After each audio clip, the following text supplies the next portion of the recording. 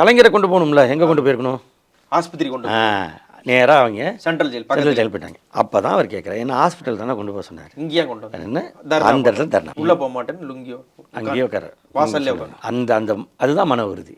அநீதி வீழும் மரம் வெல்லும்னா அவர் சொன்னதை ஏன் செய்யலைன்னா அந்த வயசில் இத்தனைக்கும் அவரை தாக்கி இழுத்துட்டு போயிருக்காங்க, தரன்னு இதில் நடக்க வச்சு இழுத்துட்டு போகிறாங்க, தன் மருமகனை போட்டு அடித்து நொறுக்கியிருக்காங்க. மனசாட்சின்னு அதுக்கப்புறம் வந்து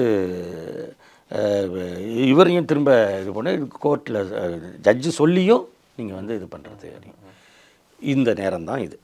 அப்போ தான் வருது மேம்பால ஊழல் வழக்கு அப்படின்னு.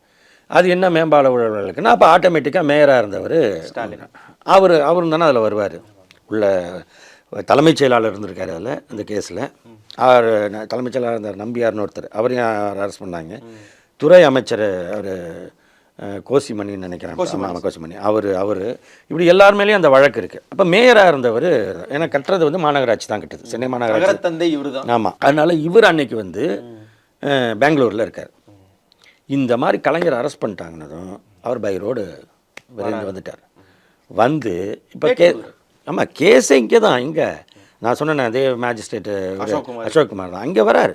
11 மணிக்கு காலைல வந்துட்டார். வந்து நேரடியாக அவரே ஆஜராகி அவர் நேராக ஆஜராகி வெளியில் அவரை ரிமாண்ட் பண்ணுறாங்க. வெளியில் வந்ததுன்னு சொல்கிறாரு, இது பொய் வழக்கு, இதெல்லாம் வந்து நாங்கள் இருக்குது எதிர்கொள்ளும்.